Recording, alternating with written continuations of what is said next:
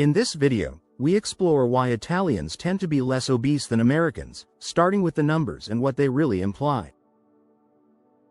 We'll uncover the Mediterranean magic formula, portion control, quality over quantity, and meals enjoyed slowly with plenty of walking and social connection. From durum wheat and better carbs to coffee culture without the sugar rush, seasonal ingredients, and mindful dessert choices, daily habits add up. We'll also look at meal structure, timing, urban design, and how family meals and active lifestyles help shape healthier outcomes. 1. The shocking numbers game. When you look at the stark differences in obesity rates between Italy and the United States, the contrast is nothing short of staggering. The United States has the 12th highest obesity rate in the world at 36.2%, while among EU countries, the lowest share of females aged 16 years or over who were obese in 2022 was observed in Italy, 6.1%, and the lowest share of males aged 16 years or over who were obese in 2022 was also observed in Italy, 7.9%. Think about that for a moment. We're talking about a population where nearly half the adults are classified as obese, compared to one where less than 1 in 10 people fall into that category.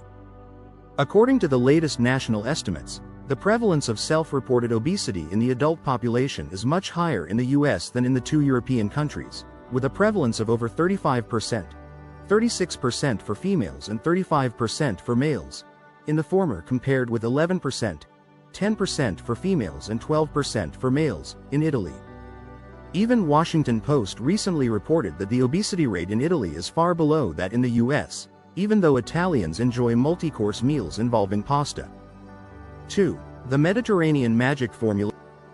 The Mediterranean diet isn't just some trendy eating plan that comes and goes with the seasons. Bloomberg named Italy the world's healthiest country in 2017. Several studies have linked the Mediterranean diet with many health benefits such as reduced aging, a healthier brain, weight loss, and a lowered cancer risk. What makes this fascinating is that despite a diet laden with carbs, Italians can expect to live into their 80s and on average have better heart health and mental health as compared to Americans, Canadians, and Brits. The traditional Mediterranean approach focuses on whole foods that have been staples for centuries. The Mediterranean diet, through a healthy profile of fat intake, carbohydrate at low glycemic index, high content of dietary fiber, antioxidants and anti-inflammatory compounds, reduces the risk of certain pathologies such as cardiovascular disease. Unlike American processed foods that flood the market, Italian cuisine emphasizes seasonal, locally sourced ingredients that provide natural nutrition without artificial additives. 3. Portion control without the drama. Here's where things get really interesting. Italians eat pasta daily, but they don't supersize anything. All portions tend to be small when compared to our own supersized quantities. Italians are not concerned with calories because they stop eating when they're full, says one Rome physician. We eat by our stomachs, not by our heads, and since we dine leisurely, we get the signal that we are full and can just enjoy a coffee in the company, says Stefano Gumina, MD, PhD. The concept of portion control in Italy isn't about deprivation or counting calories obsessively. It's about listening to your body's natural hunger and satiety signals. Which means smaller portions. The main dish is usually meat and salad. Salad is generally a part of every meal. This approach allows people to enjoy their food without the guilt or anxiety that often accompanies American eating habits. 4. Walking their way to health. Italians don't need gym memberships to stay fit because their entire lifestyle revolves around movement. Italians walk everywhere. This makes a very big difference in their overall health. Even though many Italians still smoke, many doctors believe that a sedentary lifestyle combined with a poor diet is far worse than smoking. Italians and those who eat the Mediterranean diet tend to have significantly lower body weight and far fewer heart problems such as heart attacks. Just walking to and from public transportation and getting around one of the world's most walkable cities, I walk nearly 3 miles a day without going out for a walk. An Italian tradition is the passeggiata, a stroll they take before or after a meal. Italians walk nearly everywhere. Many, such as myself, don't have cars. Just walking to and from public transportation and getting around one of the world's most walkable cities. I walk nearly 3 miles a day without going out for a walk. An Italian tradition is the passeggiata, a stroll they take before or after a meal. This isn't exercise for the sake of burning calories, it's woven into the fabric of daily life. 5. The art of slow eating. Americans wolf down their food like they're in a race, but Italians have turned eating into a leisurely art form. Italians often mock the American fast food habits of shoving food into one's mouth with barely any time to breathe, let alone speak. Rather, they prefer to sit, forget about whatever else is on their mind, and enjoy a good culinary experience in good company. Italians often mock the American fast food habits of shoving food into one's mouth with barely any time to breathe, let alone speak. Rather, they prefer to sit, forget about whatever else is on their mind, and enjoy a good culinary experience in good company. The science behind slow eating is remarkable. It takes about 20 minutes for your brain to register that you're full. The OECD Better Life Index, that brings together internationally comparable measures of well-being, includes statistics of time spent eating and drinking. And Italy is second only to France, with an average of 2h05 m spent daily. We are followed by Greece and Spain, while Canada and the United States spend much less time, 1h07 m for Canada and 1h02 m for the USA. When you eat slowly, you naturally consume less food because you actually feel satisfied before overeating. 6. Quality over quantity philosophy. Italians are obsessed with ingredient quality in ways that would make American food manufacturers nervous. They believe these add-ons take away from the true taste of the meal and are used in American dishes only to mask poor food. Thus, it's important to Italians that during meals they should take the time to understand what is in front of them, taste the different flavors, and appreciate the meal. First, meals are meant to be enjoyed, which is convenient considering how good the food is. Food is one of the defining characteristics of Italian culture, and it is taken very seriously. Many Italian dishes are simple and consist of only a few ingredients. Often they do not serve butter or olive oil with the bread and do not overindulge in herbs in their pasta sauces. Fresh fruits and vegetables are inexpensive in Italy and available all year round. We literally fill our fridge with them, for the cost of about $30 a week for 3 adults and 2 kids. Their availability rotates according to the season and we eat a variety every day, as salads, adorning plates of pasta and risotto, cooked as side dishes, in soups, and eaten for a sweet end to a meal or for snacks. This focus on fresh, seasonal ingredients means Italians consume fewer preservatives, artificial flavors, and processed chemicals that can contribute to weight gain. 7. The social connection factor. Eating in Italy isn't just about fuel, it's about human connection and community bonding. Eating in Italy is a social experience. Instead of having a get-in get-out mentality, having a meal at a restaurant or cafe is a time to catch up with friends and family. People eat slower, laugh more, and have a great time. Leisure is the name of the game. This social aspect of dining has profound effects on both mental health and eating habits. Italians consider food an essential part of their lives. They use mealtime to bond with friends and family. Most bonding takes place while taking lunch, the most important meal in the Italian diet.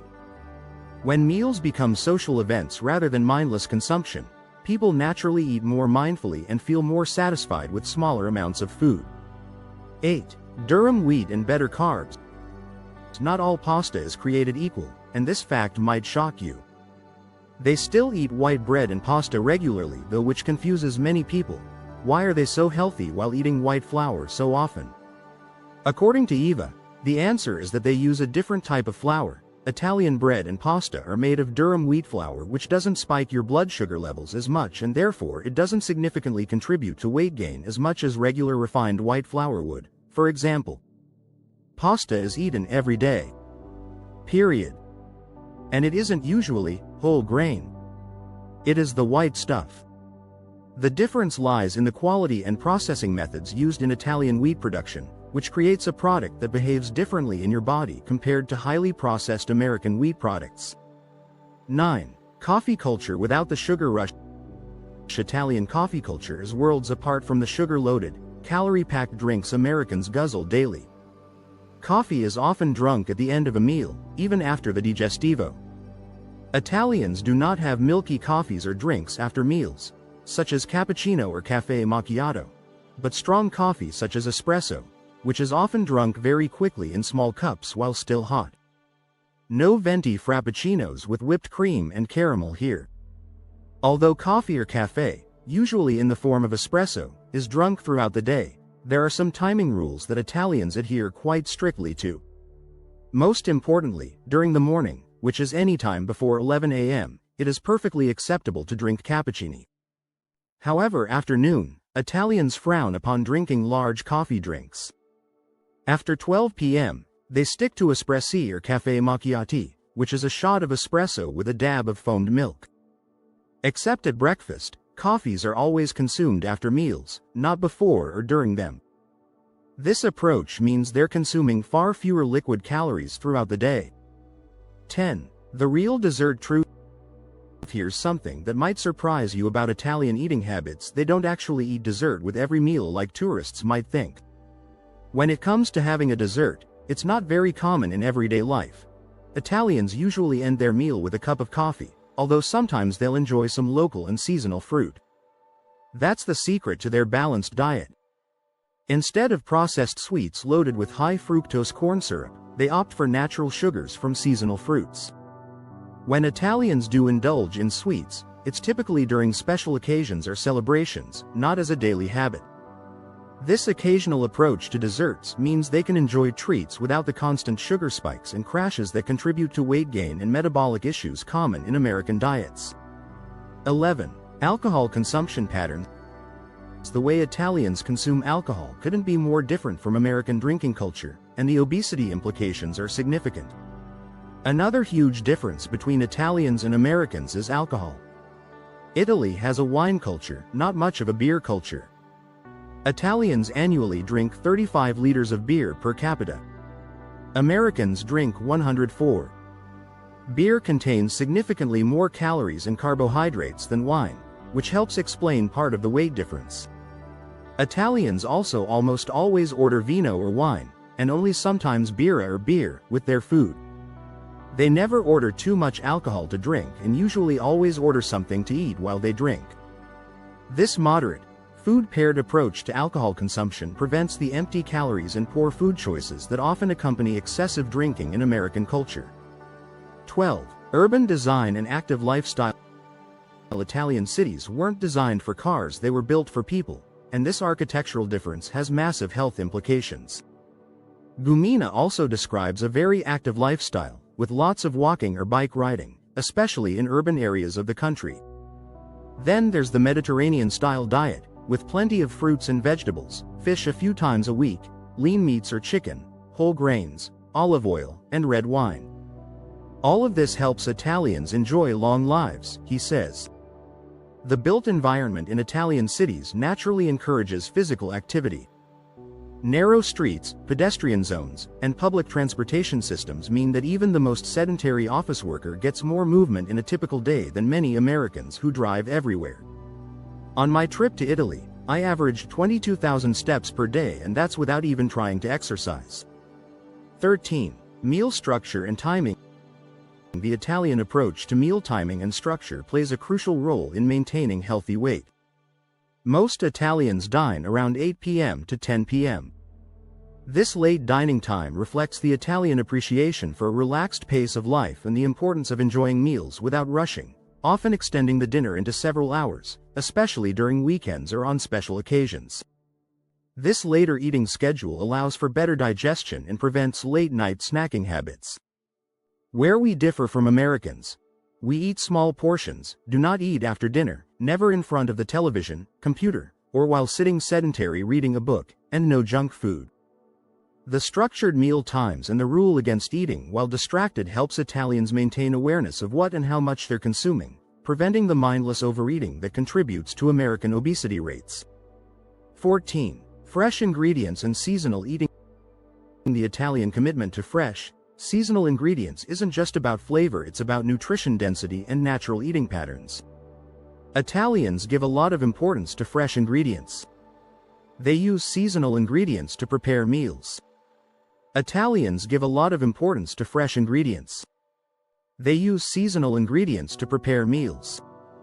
This approach means they're consuming foods at their peak nutritional value while avoiding the preservatives and additives found in processed American foods. What I love about Italian food culture is that they don't just view food as fuel. They view it as a work of art, something that should be high quality and savored by those who consume it. There's no stigma of needing to do anything to deserve food. Walking a lot makes you hungry, and when you're hungry, you eat. No room for toxic diet culture here. This healthy relationship with food prevents the binge-restrict cycles that often led to weight gain in diet-obsessed cultures.